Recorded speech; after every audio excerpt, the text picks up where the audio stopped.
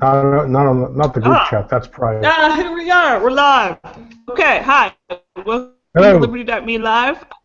I am Lucy Steigerwald. I'm here with the great Sheldon Richman, who you know from Center for Stateless Society, the Freeman, what used to be called Freedom Daily, and I can never keep track of what it's called now. And you can see him weekly on Reason, and at his own blog, Free Association. So here we are. Good. Hello, Sheldon. Hello. You did that very well. You have Many technical difficulties. You have it all memorized. You could tell I wasn't reading anything, couldn't you? Yeah. Tried to be more casual about that. That was very good. Okay. I hope we have a ton of people out there. I can't tell. I hope, yeah. I'm never used to not being the one in command of the Google Hangouts and seeing that I have, 3 people watching me. I don't know. Could be thousands. So it's very high stress here. All right. So our plan this evening was to talk about the Magna Carta, which is the thing that happened quite some time ago, you kids. And then maybe talk about the NSA a little later. Do you want to start with the Magna Carta? Yeah, let's do the Magna Carta. Yeah, that's even longer ago than for me. That's long ago. So let's see. Monday is the 800th anniversary of Magna Carta. So that's been around. It's got some staying power.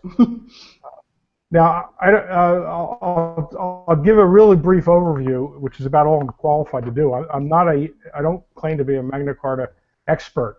As you can imagine, in 800 years, that's been plenty of time to write about Magna Carta. So there's a huge volume of literature. Not that they were writing continuously about it for 800 years, but it kind of picks up as we get into more modern times. But there's quite a bit you could read about this. But I did recently edit for Liberty Fund an online discussion called Liberty Matters about the Magna Carta, so which people can find at the online Library of Liberty if they want to Google that and look it up.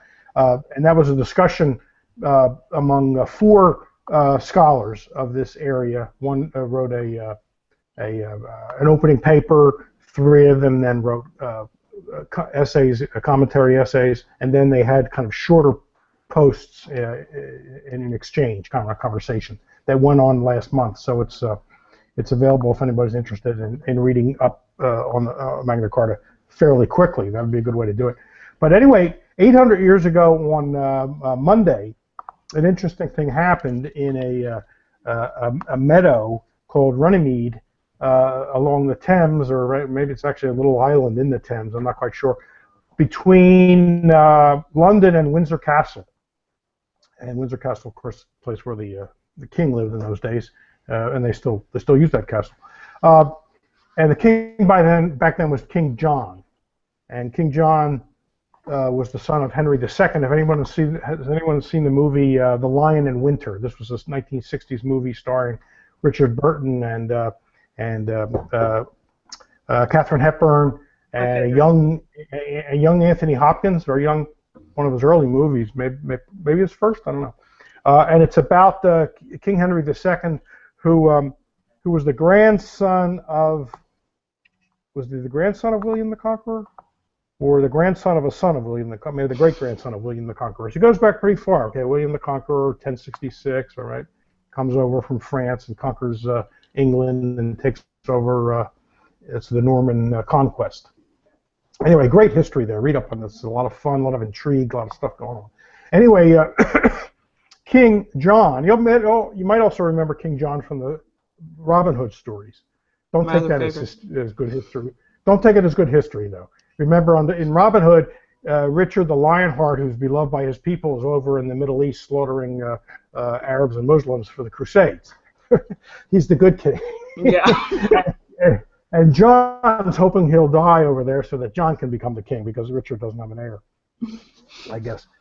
Actually, that's not the way it happened. King Richard, although he does rule, and he dies. He dies in France, fighting for lands in France. Because don't forget, the kings of England back then were French origin because of William the Conqueror, and they owned a lot of land in France as well. So France and England were not 2 distinct countries back then. So King John now becomes king after Richard dies, and Henry II died before that, and he's a pretty crappy king. As one historian put it, according to the scholars at Liberty Fund, he was a real shit. Okay, that's the way some renowned historian describes him. Another one just called him a rotter. You know, he was just a terrible guy. He used to, you know, he took liberties with the wives of the barons, and then he made the biggest mistake. He went in France. He went and fought wars in France and lost a whole lot of land that his father had, you know, had controlled. Normandy and Anjou, where King John was born, and Aragon.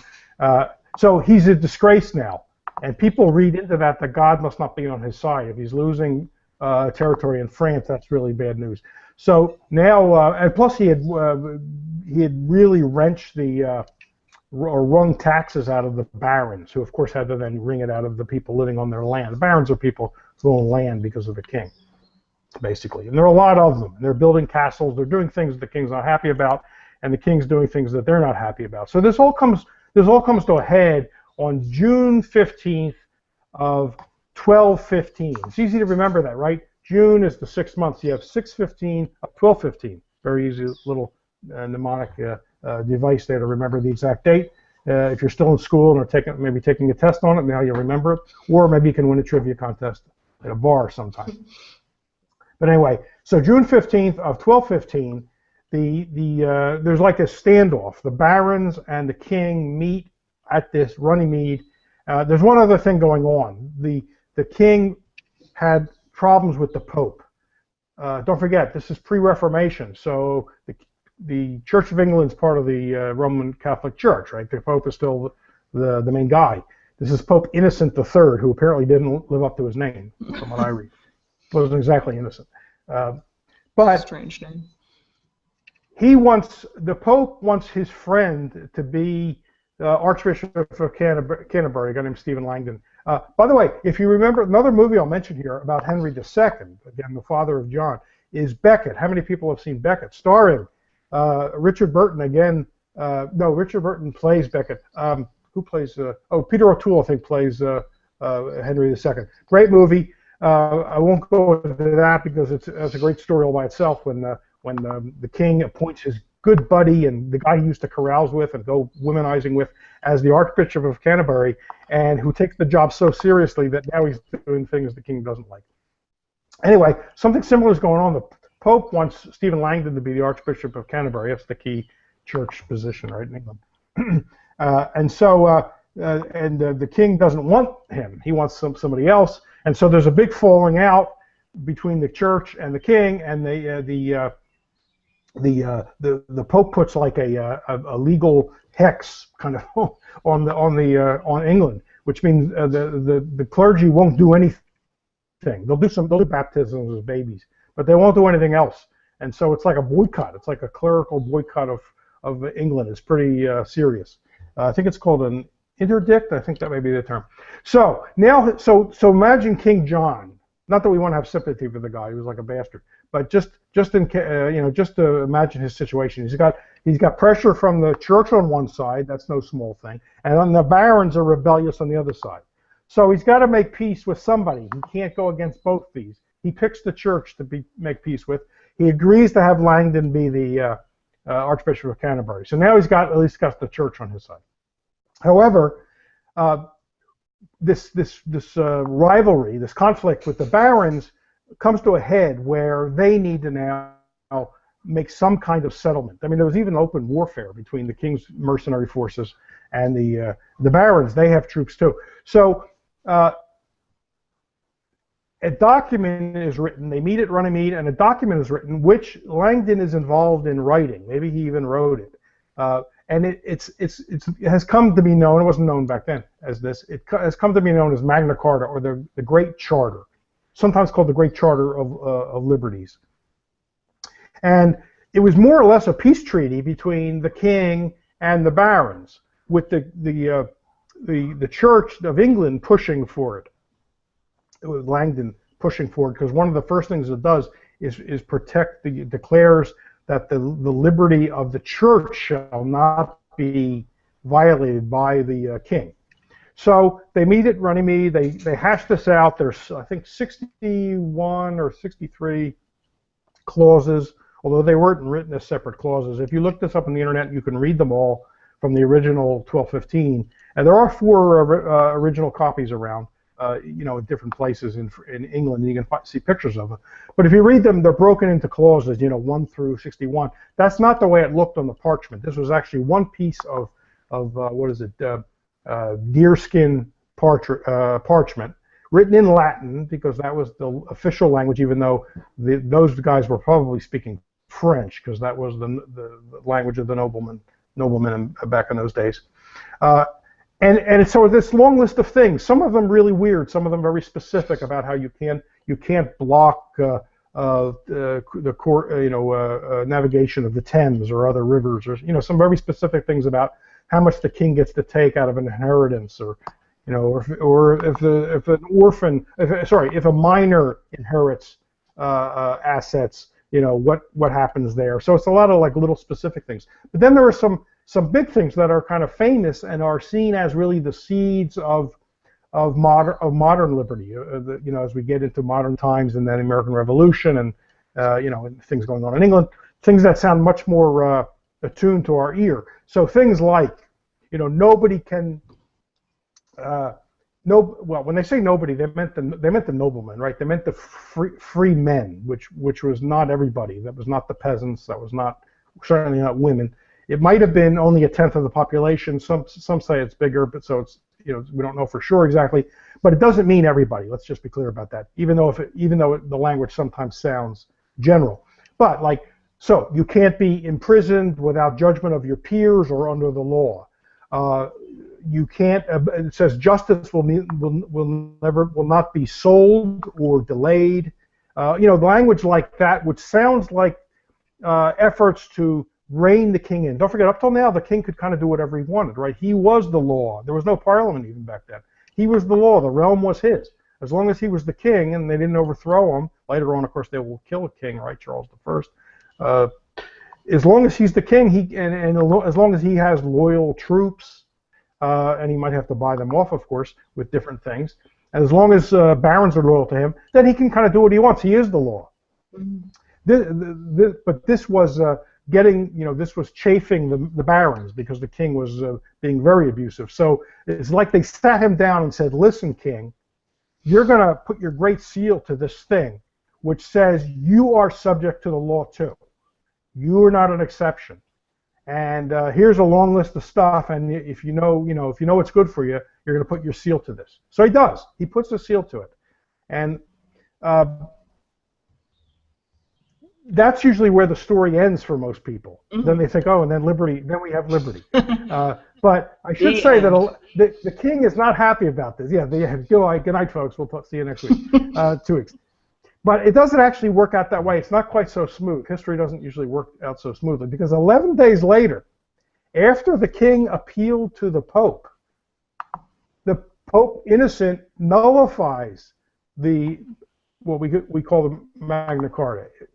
Declared it null and void because the king signed it, or didn't sign it, put a seal to it under duress. And he excommunicates the barons, the rebellious barons. So this was pretty serious in those days. Now, don't forget, the king, the Archbishop of Canterbury, he was in favor of it, and it declares the freedom of the church in England.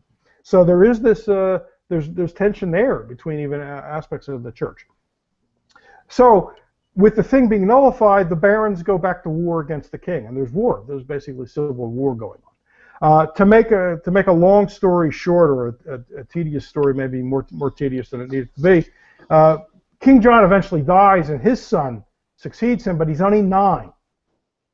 And in order to establish his legitimacy, the people around him reissue. Oh, there's one more thing. Well, I won't jump back yet. They reissue Magna Carta. They reissue it with some changes. They take some things out. Among the most important things they take out is, I think it was number 61 under the original. That's why you'll see references to the 1215 Magna Carta, the 16, I forget the various dates. I think maybe 1230 was the last one. There's several issued by different kings.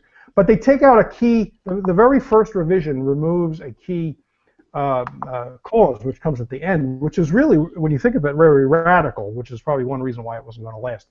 But it said that if the king ever violates the law, since he was supposed to be subject to the law, a council of 25 barons could seize his land and force him to abide by the law. Well, think about how radical that must have sounded in those days. Still does a bit. It was a pretty big thing, but it never happened. They didn't name, they never named the barons. And when the reissue comes out under the king's son, who I think is Henry III, that's not there. But the other things are there about you have to be judged by your peers before you can be imprisoned. People take that to mean, is that the beginning of habeas corpus? There's a lot of debate about this. Is that the beginning of habeas corpus? Is that the beginning of trial by jury? There's also some language about there can't be taxes without consent on the barons. Is that the beginning of parliamentary democracy? There's a lot of interpretation. One of the points made by the people discussing at Liberty Fund, at the Liberty Matters discussion on this, was how much people have read into Magna Carta over many, many years. All kinds of people have held up Magna Carta in defense of their cause. People we would applaud, libertarian types like the Levelers and other types that we would say, yeah, right, right on. But bad folks, people with bad causes, have done it too. Even advocates of slavery have held up Magna Carta, saying, look, it distinguishes between free men and other people. So I guess that means there could be slaves. So it's been enlisted. It's one of those things like Scripture, right? It can be enlisted in all kinds of causes. So let me stop there. Lucy might want to get in to ask, bring out some stuff or throw in some points, and then we can tie it into libertarian strategy today, if that sounds good. That does sound good. That was I want to thank you for that. Super speed history lecture. Because I haven't studied that time in a decade and a half. So, all right. I guess the question that comes out of that to me is, what did Magna Carta actually do? If it's sort of seen as this, if it's seen as purer and more of the pure origins of all human liberty than it is, well, simultaneously being kind of understudied, I would argue. What did it do, and sort of what can we take from it today? I mean, part of when your piece goes on, and you're talking about the good stuff. I'm sorry. I'm being echoey, and it's distracting me. Oh, then yeah. Let me. We're having some kind of issue. Go. Yeah. I guess the point is, what about the Magna Carta today, and how you tied that into libertarian compromise, and the fact that libertarianism can come out of things that are not, pure as the driven snow libertarian, which is always a good point. Even if people criticize us sometimes for, overly interpreting every piece of pop culture that says the word freedom as libertarian, there's certainly a lot to this idea that liberty can come out of unlibertarian or mixed sort of things. Right. Well, libertarians like to invoke the law of unintended consequences all the time, so we shouldn't be surprised at this. The point about the barons is, look, they were not libertarians. They were not even out to bring some sort of general sense of liberty to people in general. They were out for themselves. They didn't like that they had this reckless king who was going to war in France and losing. It's one thing if he was winning, maybe it would have been okay, but he was losing, and he was getting taxes from them, which they thought were too much, and doing other things like taking liberties with their wives and things like that. So that's the kind of thing that's going to make barons mad at you, right? If you're ruling barons, don't do things like that. So. But in doing what they did for their own interests, to kind of at least keep rein in the king a little bit, maybe they couldn't help but lay the groundwork for future liberty in a more radical sense for everybody. I mean, I've heard people comment that people who studied this, that the barons would be appalled if they could have foreseen what would grow out of people's impressions or the mythology or iconology of Magna Carta. Now, I don't know, maybe they would have done what they did anyway, but it wasn't their intention. But that's okay. The point is, people made the most of it, and the history of liberty has a lot to do with how people have invoked Magna Carta. It took on this importance, which is a good thing, right, in people's minds in England, and then it got carried over here. It took on that kind of importance, and I'm turning down my computer volume per. Oops. I hope that's better, but and people made the most of it, regardless of what was in the minds of the barons. So I tried to tie that into contemporary thinking about libertarian strategy. Things. First of all, I pointed out some other examples. There's a very good book called Lust for Liberty by a historian named Cohn, C-O-H-N. Norman, I think, is the first name. And he talks about various kinds of insurrections and tax revolts in the Middle Ages that weren't guided by any kind of great libertarian theory. They weren't, it was pre-John Locke. They weren't holding John Locke's two treatises of government in their hands. They just didn't want the taxes, or they didn't want to be imposed on by their rulers. And but this, of course, also helps lay the groundwork. And I mentioned also Thaddeus Russell's book, A Renegade History of the United States, which I recommend people read. It's a fun book to read, but one of the things he points out there is a lot of freedom that we take for granted was won on the ground by the people we regard as riffraff. Like people who owned bordellos, right, houses of prostitution, or were involved in other kind of illegal activities. They came into conflict with the authorities and pushed back, and eventually what they wanted to do finally became something people were free to do. Again, they didn't have a grand theory in mind. They wouldn't have thought of themselves as libertarians or liberals. They were just out to get the state off their backs or get the local constable off their backs. And that's an attitude that I think liberals and conservatives both look down on deeply. I mean, we're Republicans who just want to smoke pot, right? There's this implicit judgment that you just want to do this selfish thing yourself, and it's not some grand principle. There's always this this diminishment of it. I think that I'm sort of I'm curious about the founding fathers, and if you see them as similarly, is that a similar, albeit maybe a little more philosophically motivated, but still sort of selfish, white, rich, property-owning guys, kind of, wanting to free themselves, and obviously not wanting to free the ladies and the other folks. I mean, is that sort of a similar thing? Yeah, it was probably less narrow than the barons. And I think to give them their due, and I've been critical of the Constitution and a lot of stuff that was going on back in those early days, that it wasn't so libertarian after all. But I think there was an element of what we would call genuine liberalism. They didn't extend it. I mean, they were willing to allow the language, all men are created equal, and whether they meant literally men, obviously they didn't mean blacks, but they still said all men. Right. That seems to include black men, even though we know they didn't mean that.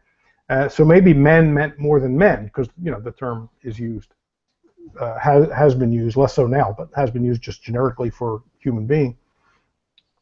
So I think it's a mixture. I don't think it was certainly nowhere near as pure as libertarians are today, and I think they had other things in mind. There's a very good book by a great historian of this period, Gordon S. Wood, who wrote a book called, I think it's the Radicalism of the, I think this one's the Radicalism of the American Revolution.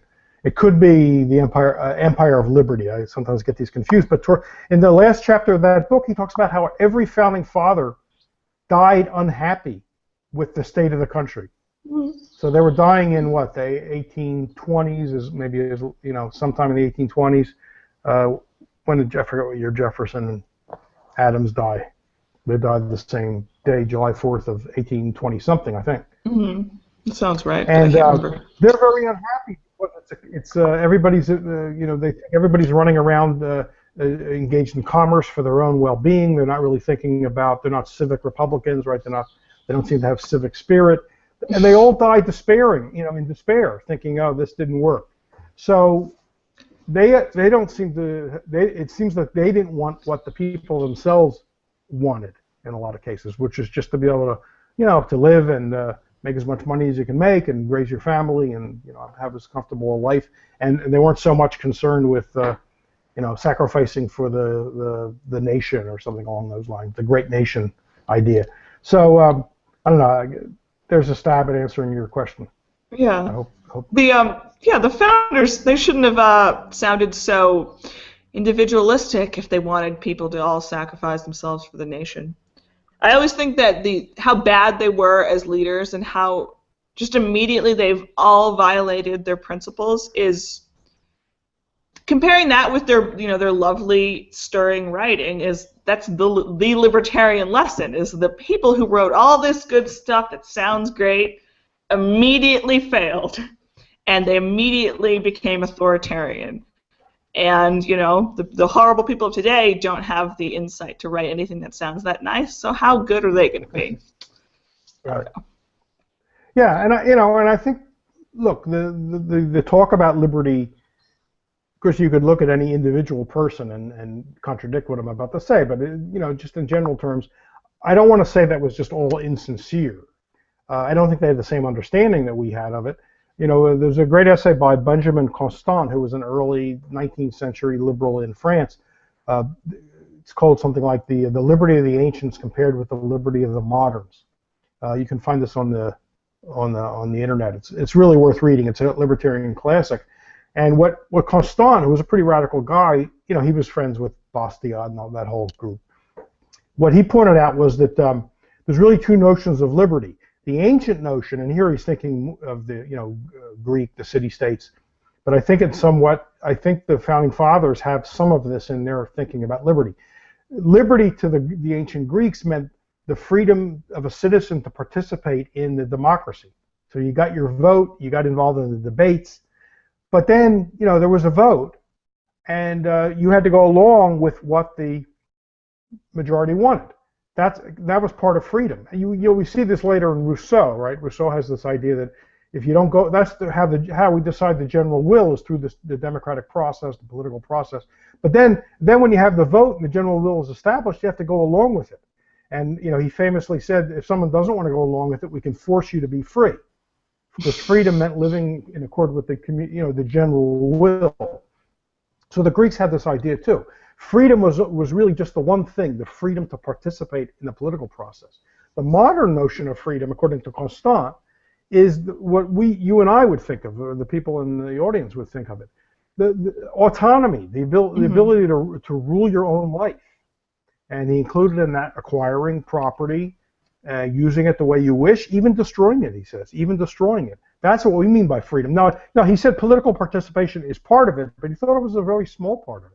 The major part of it was all the things we think of: privacy, property, free association. And so I think the founding fathers had some mix. I think they were influenced by the Greeks. We know that. We know that Madison and Adams and Jefferson, they were well read. And I think some of that Greek idea, the participation part of it, played a much larger role than libertarians today would see it. We see that as, if we see it as an important part, it's a very small part. Some of us don't see it as terribly important at all. And people who want to get rid of the state, obviously would get rid of that altogether. Now, just looking at that and seeing that the meaning of freedom has changed fairly radically, and I mean, today you have the people who, the liberal cliche, it's a living constitution, and the people who, even if they don't think of it in these terms, are very, very pro-positive liberty. You have the right to X, Y, Z. And I think, by the way, that the simple sort of concept of negative liberties or positive liberties, I found it incredibly useful when I first heard about it, however many years ago, as a categorization, and I think that a lot of liberals and a lot of other people don't even know these terms. But basically, is this, and maybe this speaks to sort of culture wars even within libertarianism, is this the definition of freedom going to change into this other beast where it is more about positive rights to things, or like, I mean, have we hit this sweet spot and now we know exactly what freedom is, and it is in fact leave me alone, which, I mean, I think it is, but. Well, the leave me alone has made a comeback, it seems to me, in recent times, but the other one has not left the field, hasn't. So the what you're calling negative liberty, which is, yeah, that's a frequently used term for thinking about this, has made a comeback into public discussion. Ron Paul has to get credit for this because of his presidential races. But the other, like I said, is not defeated. So people still talk about the right two things. Healthcare, probably the leading example of that. And an awful lot of people think there's a right to healthcare, and they don't want to hear you say, well, that would mean somehow that you have a claim on other people's lives. If not doctors and nurses, then the taxpayers, so you can pay the doctors and nurses.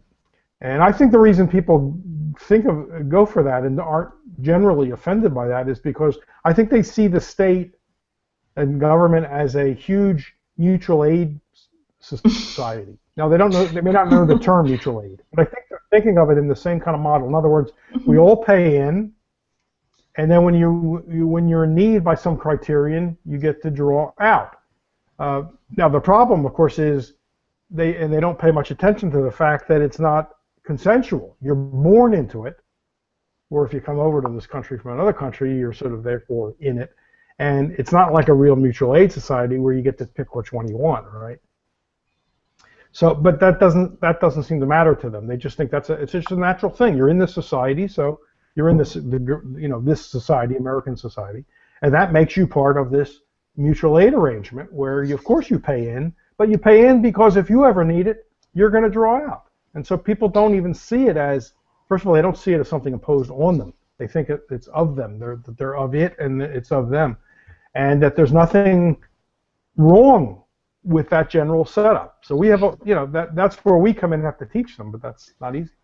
And they actually, your description of the Greeks' definition of freedom as and all the right to participate in the process, I'm realizing how many people that I know or over the internet will use absolutely that definition, and conservatives too, because you don't like it, then you change the law, or you run for office, or you vote about it, as if that ends all talk.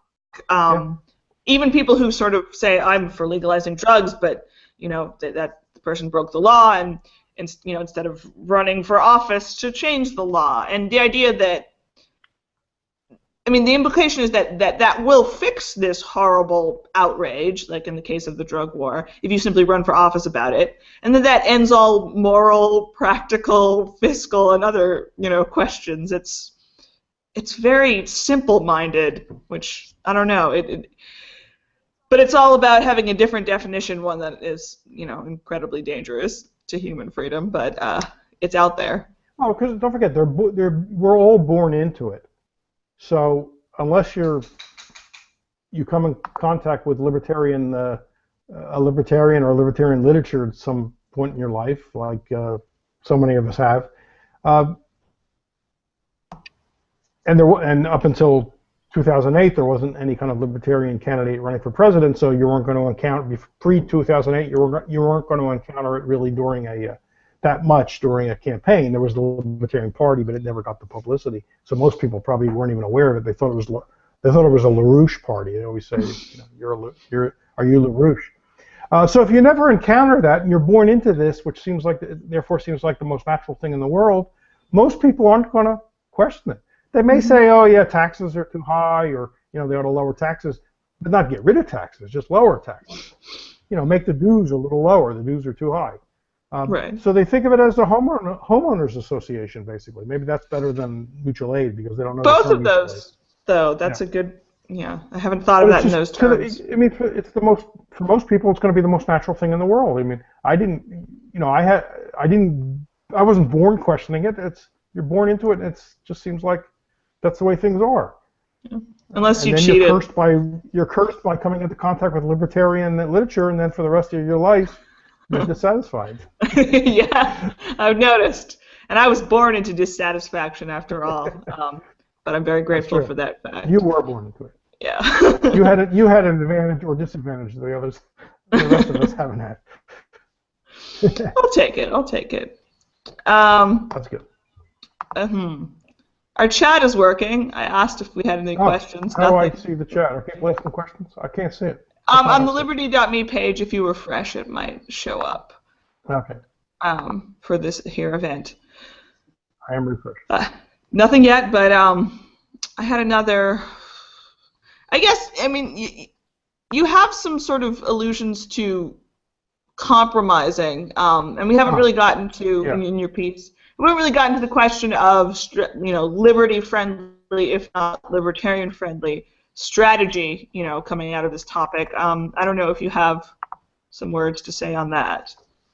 Yeah, I tried to relate the lesson I took. Why? I don't know why in the chat it has me as guest Albert. I guess I didn't log in. Wait, is that? That's you? That's so funny. I'm a guest named Albert. Let's see what happens if I log in. It should be different now. Okay, so what I tried to do was draw some lessons from Magna Carta and relate it to libertarian strategy today. I don't claim to have any great insights on strategy. I really don't. I am of the let 1,000 flowers bloom school because, and being strongly influenced by Hayek, I think it's one of those things where we don't know what's going to work until we try it, and a lot of different things may work so let people run around and try things as long as they're not initiating force. Let them try different things, and we may be surprised by what seems to work. But if a good measure of Western liberty came out of things like Magna Carta, even though that was not the intention of the authors of Magna Carta, then who knows what pro-liberty things will come out of other things that are tried. And so that's why I have this pretty open view about strategy. I don't have any problem with someone saying, look, all I want to do is declare, or not declare, but, write in great detail maybe the pure case for a libertarian society, or the case for a pure libertarian society. And I applaud anybody that wants to do that. We need that too. But I'm not critical of people that want to think of transition measures, because it's probably not the case that we're going to go from being unlibertarian to libertarian in one fell swoop. Things tend not to work that way. So the question is, how is it going to happen? And so I don't see the harm in people thinking, coming up with ideas for rolling back the power of the state, even though it's not going to be a single total rollback. If somebody proposes cutting all the income tax rates in half, I'm going to hope that gets passed. And I may even say it publicly. But I won't say, okay, that's all I need. Give me that, and I'll stop complaining. I'm satisfied. That's not the point. The point is we should be saying, if you like half, we should like getting rid of all of it. It's even better to, if getting rid of half is good, getting rid of all of it is good. So that's the point I tried to make. I think I'm totally with you on this, of course. But I think some of the conflict within libertarians comes in when that translates to supporting a candidate or not, or even liking, a public figure who's either libertarian or is sort of friendly to various interests. And I mean, all I can say is it's some sort of, the obscenity or obscenity or pornography. I know it when I see it type thing. I mean, I can't tell you who's worth supporting or who's, net good or not. And I've had, 1,000 debates about this. Right. It's sort of dissatisfying because there's some serious disagreement just among libertarians I know. My dad is obsessively don't let the perfect be the enemy of the good. And, he's watching, I don't know, slightly my beloved father, I love him very much, but he's watching Michelle Malkin talk about entrepreneurship on television, on C-SPAN. She sounds okay. She's against the government getting in her way, and I just, want to tell him, this isn't Rand Paul going against the drug war. This woman is anti-immigration, pro-cop, pro-Japanese internment, for fuck's sake. I mean, if that's, that's the only deal breaker I need in someone. So it's... and I've had debates about Bob Barr and about the Pauls and just, so many different people. Reason magazine, the pure activists gave me grief for working there when I did. And this comes, it all turns into libertarians being self-sabotaging. But I don't know. It's not. There's no answer to this. I just keep searching for one, I think, honestly. Well, yeah, and I agree. It's not a science. It's not even an art. I think it's just a craft. It can be a tough call. Ron Paul. Look, in 1999, there's a good case that involves Ron Paul. In 1999, under the Clinton administration, there was a repeal of what's known as the Glass-Steagall Act, right, which separates investment banking from commercial banking. A lot of people think that the Great Recession of 2008 resulted from that. I don't buy that. I think there's lots of good arguments for why that had nothing to do with the collapse of mortgages and all that stuff. But I don't want to get into that. But Ron Paul had to vote yes or no on whether to repeal. I don't know if they repealed the whole Glass-Steagall or just one provision of it. And the interesting thing is he voted no. So here's a chance you think to roll back a regulation on banking and on banking, which is of course a subject he was vitally concerned about, still is, and knows a lot about. He voted against it on the grounds that as long as there's deposit insurance, which means as long as the taxpayers are backing up bank accounts, he didn't think that restriction ought to be removed. Now I don't know how, if I had been in Congress, which I never aspired to be, I don't know how I would have voted on that. Maybe I would have thought, no, you take what Murray Rothbard used to say, take whatever you can get. We're not going to be able to set the agenda, libertarians. So if something's being offered which in some way rolls back power, you take it. You say, okay, yeah, I'm for that. That's not all I'm for, but I'm for that. But here was Ron Paul saying, and Rothbard wasn't alive in those days. It was a few years after he died. It would have been interesting to see what he thought of the vote. Ron Paul said, no, you can't remove that restriction until you remove the privilege of the banks having those accounts deposits backed up by the taxpayers. That was a very interesting and sophisticated argument. I've heard other people make an argument like that in other contexts. So it's a tough call, and there's no algorithm for saying you can't just feed the data into a computer and say here's the right vote on or here's the right position to take on a given thing, because there can be nets. How do you net it out? Somebody's going to say it's a net plus. Someone else maybe will say it's a net minus, and there's no sure way to to figure out who's right. So it can be very interesting, and there's going to be divisions within libertarians who are going to say, no, this is a good step, and someone else is going to say it's not a good step. I've long thought education vouchers, are not a true step toward liberty. Really? Because it opens the gates to regulating schools, private schools, even though they're regulated today. I think they might even be more regulated under a voucher. So just because something's called a transition to more, toward freedom, doesn't mean it is. Something might be called that and not really be. Something else which is labeled that might actually be. But should we oppose?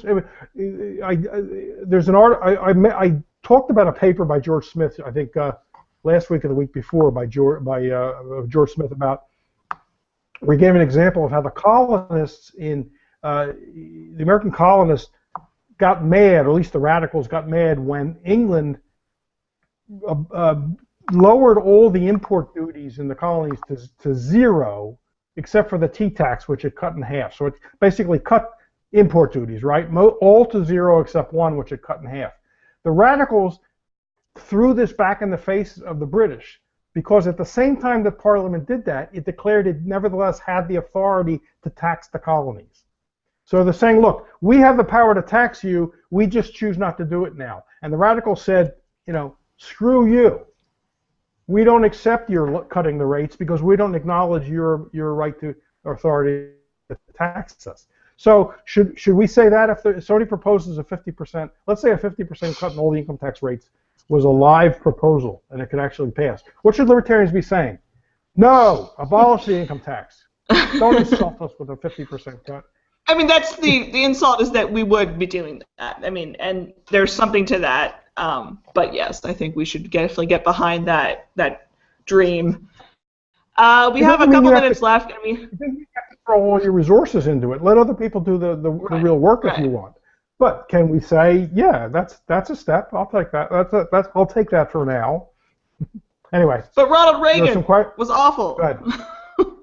Questions out there? Oh, just we have I put them in the chat. Yeah. Do you want to read it?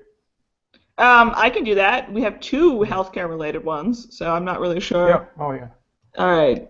Grant Brown says, I have a sort of philosophical question. You used the example of healthcare. Why is it a bad thing to force people to get healthcare? Couldn't the argument be made that forcing people to be responsible for their health is a good thing, particularly in the case of children that aren't really capable of making choices themselves? Paternalistic libertarianism. Well, there is a thing called libertarian paternalism. I don't think it's really libertarian, but it's awful. I hate it. Who is it? Cass Sunstein, and he's got a co-author. Well, my view is the end doesn't justify the means.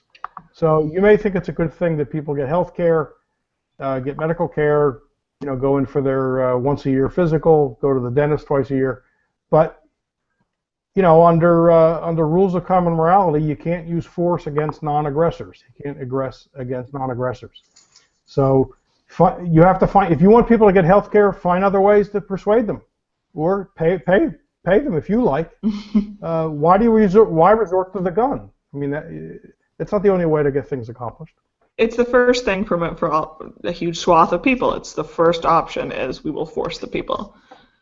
And then Ryan Lee was asking, could you argue that Medicare/Medicaid is okay, whereas complete socialized health care is bad? Not saying I support that, but food for thought.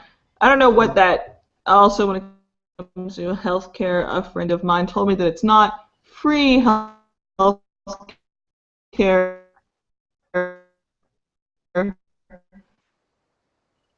People are paying. Well, yeah. I mean, if it's like a liberal friend, and yeah, there's. I think people will acknowledge it's not really free, but they still will use the terminology of like of free, even if when it comes down to it, they acknowledge that there's some sort of fees involved. I always find the argument interesting. Like when back in the day, Matt Welsh wrote a piece that was very controversial about what a pleasant time he had with French healthcare. I remember that. Yeah. I have heard, compelling arguments that the special American mix of corporatism and government is actually sort of the worst sometimes, but that's a whole other thing. I don't know. Well, it's true that on Medicare, you do, not for Medicaid, because that's for low-income people. For Medicare, you actually do pay premiums, but of course, all your working life, you've also been paying into it. So you keep paying. It's interesting. Well, look, there's still coercion involved there. Is it better than full nationalized health care or medical care? There's an interesting argument too, because you could say that strategically it might be better to have the government totally in charge, because then when things go wrong, it'll be easy to show who the culprit is. If you still have nominally private companies doing it, it's always going to be easy for the states to say, see, we didn't go far enough. And they do. It's because of private hospitals and private doctors and private insurance companies. So that's a strategic consideration. Will there be bigger screw-ups if the government controls the whole thing versus some mixed system? maybe, but you can get some pretty big screw-ups with a mixed system. So, again, these are not easy things. I think we need to be out there talking about why the state is not efficient and why the state is immoral, and if you're not an anarchist, why it's doing certain things is immoral. Minarchists. But when it comes down to really getting change, things are not going to change in one. Right? We're not going to wake up tomorrow morning or any one morning and it's all going to be libertarian. So the question is, what happens? What do we actually do? We don't want to be rationalistic or platonic about this. People are going to actually have to do things to get from here to there, and that's what we really need to be thinking about. No one's going to ever ask you. Somebody also put up a quote from Kevin. Oh, go ahead. Go ahead. The button question it's not going to come up. No one is ever going to ask you, are you going to push the button to abolish the whole state today? It's just not. It's right. It's not a strategy to tell people you push the button if there was one. That's not a strategy. Right. That will, and I think I said this in the article, that if you say that to people, look, if there's a button that would get rid of all this government, the welfare state, the warfare state, the whole state, if the button was right here, I'd push it. That will tell people, non-libertarians, about you, but it doesn't tell anybody about libertarians. So what's the point? That's a good point. Are you just trying to shock them? Yes. If you want to shock them, this gets back to an article I did about Nathaniel Brandon, when he told libertarians, he asked them, what are you in it for? Do you want to bring around freedom, or you just want to pat yourself on the back that I'm more righteous than you? Yes. We have to make up our minds about that. What's our goal? So that final comment, I think, was just a chat thing. And we're running out of time, unfortunately, because I feel like we were actually really getting cooking this time after my lateness and our technical trials and tribulations. This felt like this was good. In our last minute, do you have anything to say to the people, what they should read, etc.?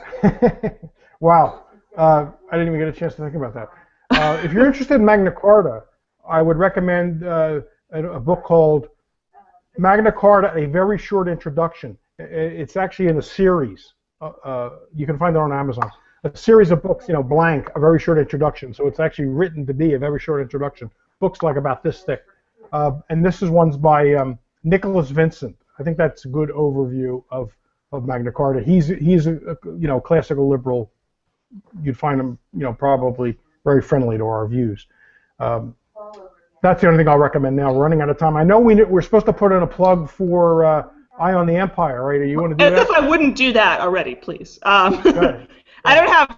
I think they can find the link since they're already over there. But yes, coming up in 1 minute, Jeff Tucker and the great Scott Horton will be talking about very depressing, very worthwhile things, and I will probably tune in as well.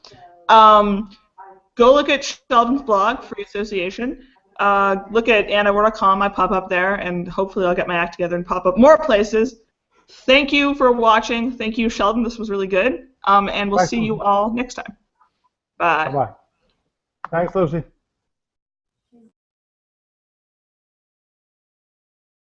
Because Richard doesn't have an heir, I guess.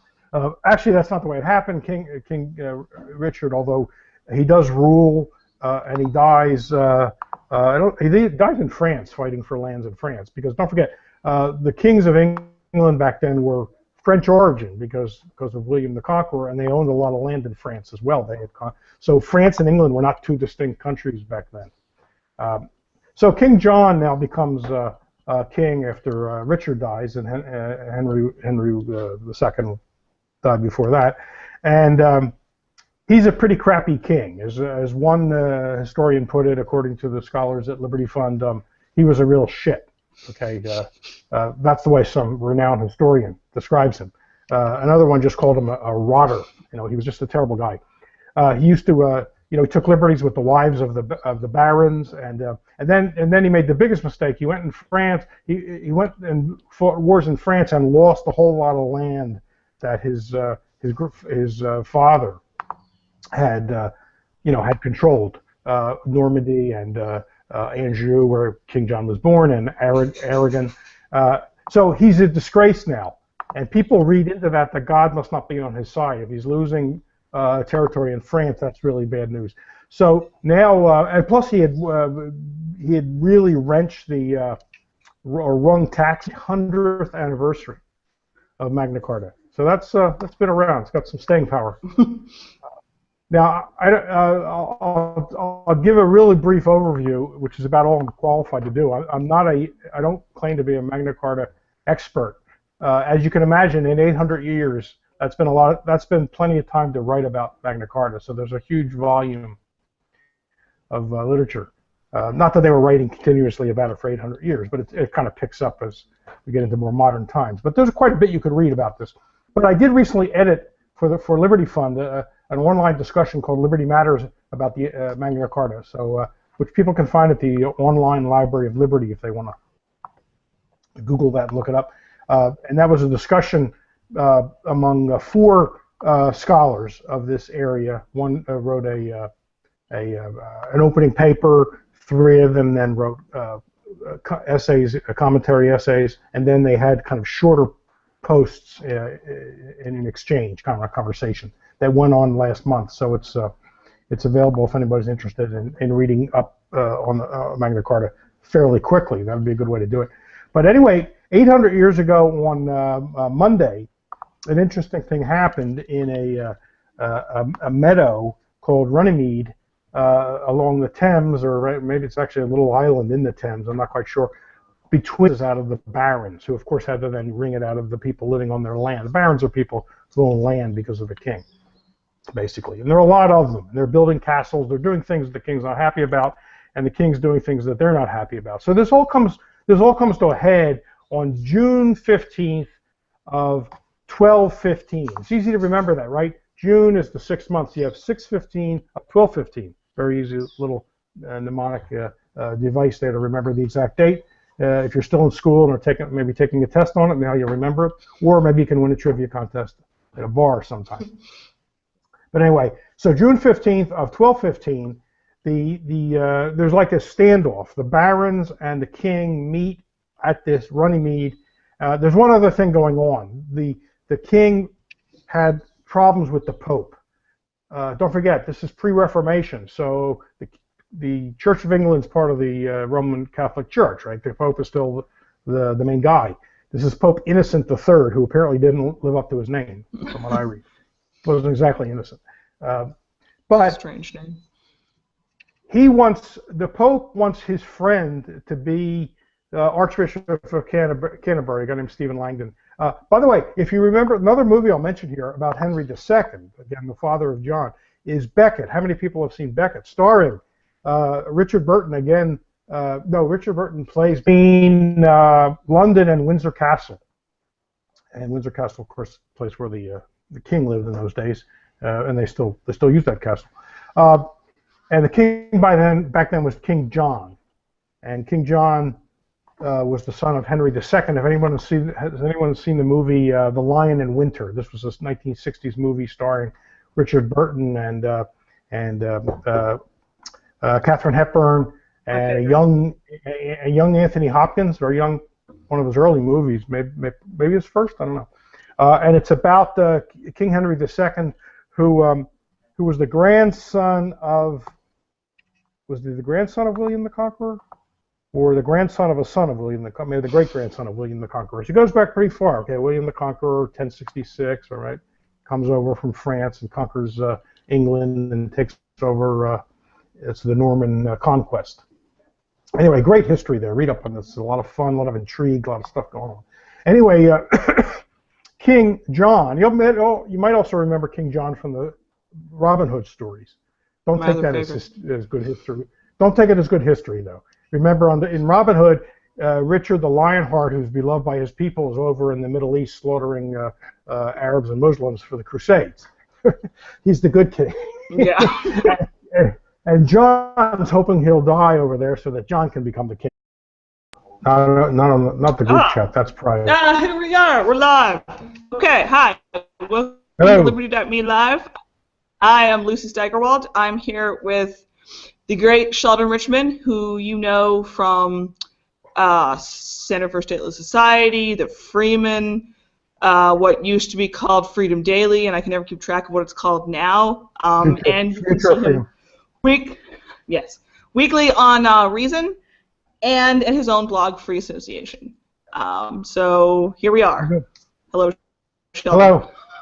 You did that very well. You After many technical difficulties. You have it all memorized. You could tell I wasn't reading anything, couldn't you? Yeah. Tried to be more casual about that. That was very good. Okay, I hope we have a ton of people out there. I can't tell. I hope, yeah. I'm never used to not being the one in command of the Google Hangouts and seeing that I have, 3 people watching me. I don't know. Could be thousands. So it's very high stress here.